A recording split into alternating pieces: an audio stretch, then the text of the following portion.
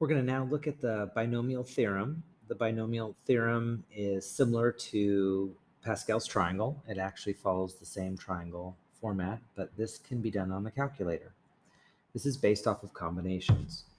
So 0C0 is going to be exactly like 1 on Pascal's triangle. So these triangles are going to be identical. So if I was trying to find 3C1, that answer would be 3. Or 4C2, that answer would be 6, using my calculator. Now, different calculators have different ways of doing it. In most cases, there is a button, and it's a combination button, and it's NCR. What you do is you put the first number in, so let's say it's 4, you hit the combination button, and then you plug in a 2.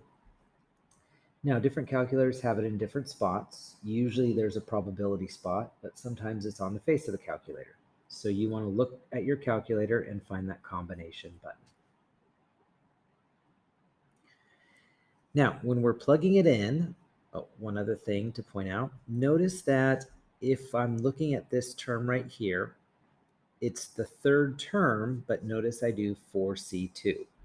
Because the first term is 0, the second term is 1, the third term is 2. So you have to remember that when we're finding each of our terms. So when it says find the specific term using the binomial theorem, and we're finding the third term, notice the degree is 4, so it's going to be 4C2, because it's always 1 less than that. Now, we have our a and our b values, x and 7. This 2 is always going to be the same number as the exponent above here. And just like we talked about before, our degree is 4, so then that means that these two exponents have to add up to 4. So this is 2. Now when we plug it in our calculator, 4C2, we get 6, x squared, 7 squared is 49.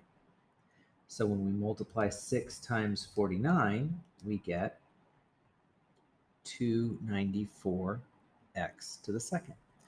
So instead of going through the whole Pascal's triangle, we can find specific terms using the combination key.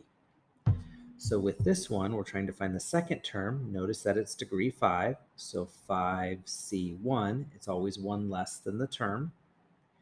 We have 4 to the x, that's our a value. Our b value is -3. This number right here is the exponent right here. So this has to be a 4 because they add up to 5. When I find the combination key for 5C1, what I get is 5. Then I have 4 to the 4th, which is 256, x to the 4th, and then I'm multiplying it by -3. So when I multiply it out, 5 times 256 times -3, I get -3840 x to the 4th. Now, looking at our last one, I'm finding the fourth term. Notice that it's degree 6. So 6C3. I'm going to raise the 2x. That's my a value. My b value is 7. This is a 3, so the exponent is a 3. Since it's degree 6, this has to be a 3 because those two have to add up to 6. So when I'm looking at my combination, so I have 6C3, and that gives me 20 times 8 to the 3rd, and then 7 to the 3rd gives me 343. So I'm going to multiply 20 times 8 times 343, and that right there gives me 54880 x to the 3rd.